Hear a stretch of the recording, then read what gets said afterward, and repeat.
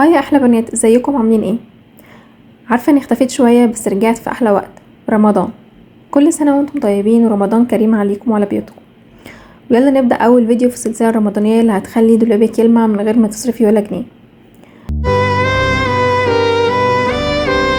رمضان داخل وكلنا عايزين نلبس حاجه شيك، وكتير مننا بيفكر يشتري عبايات او فساتين جديده.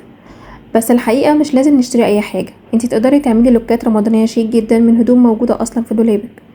النهارده هوريكي افكار وتريكات وهاكات بسيطه هتغير شكل لبسك فورا وتحوله للوك رمضاني انيق ومودرن. واول خطوه هي ازاي نحول اي لبس عادي للوك رمضاني. اسهل طريقه هي ان احنا نلعب على الطبقات، تعملي لايرنج.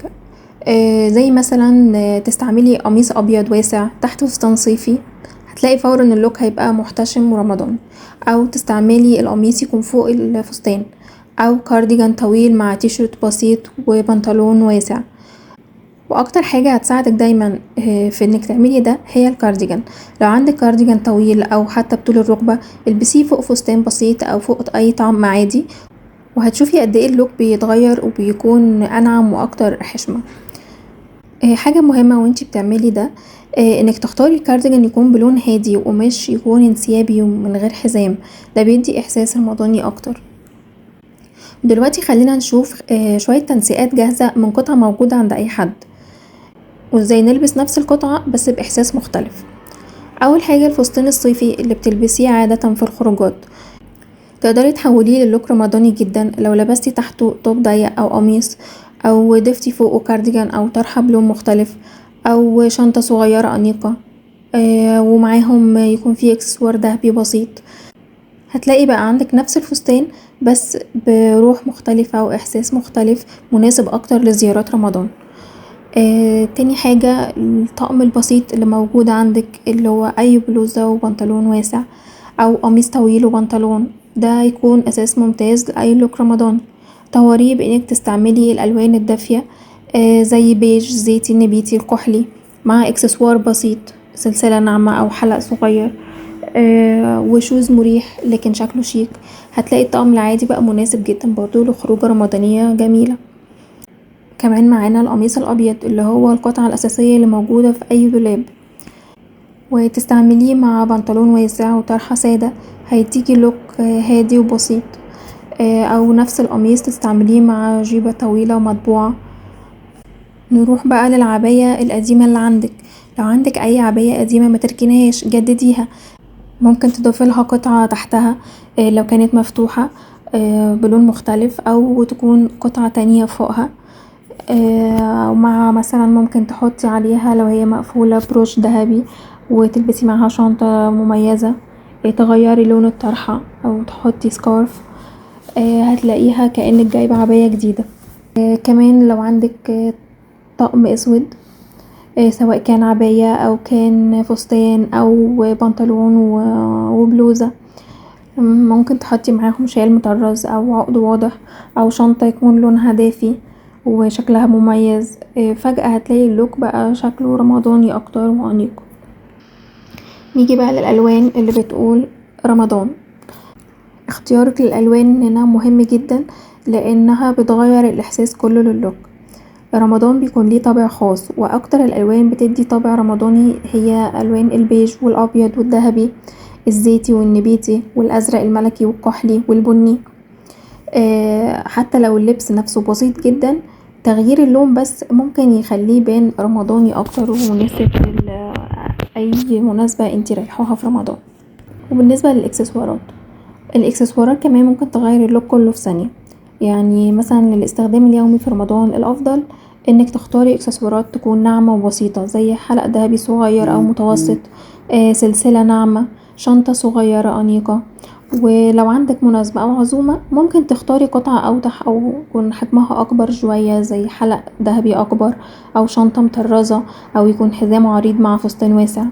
بس بشكل عام حاولي تبعدي عن الاكسسوارات القوية الكبيرة، او الالوان الفاقعة جدا، لان رمضان بيكون محتاج الهدوء والالوان والاكسسوارات تكون مريحة للعين. دلوقتي هنشوف شوية هاكات سريعة تخلي اي لوك يبان رمضاني. اول حاجة هي الطرحة. غيري لفة الطرحة، اعتمدي اللفات المرتبة البسيطة اللي بتديكي شكل أنيق أكتر. جربي لفة بسيطة وناعمة أو لفة تركية ويكون معاها ممكن اكسسوار صغير. كمان الشال، هو الشال ده ممكن تحوليه لقطعة أساسية مش بس اكسسوار، يعني انك ممكن تلبسيه زي كارديجان خفيف او تحطيه على الكتفين فوق فستان بسيط، او تستخدميه كلمسة لون في اللوك كله، يعني يغيرلك شكل اللوك. كمان ان احنا نرجع نستخدم قطع كانت قديمة موجودة في الدولاب.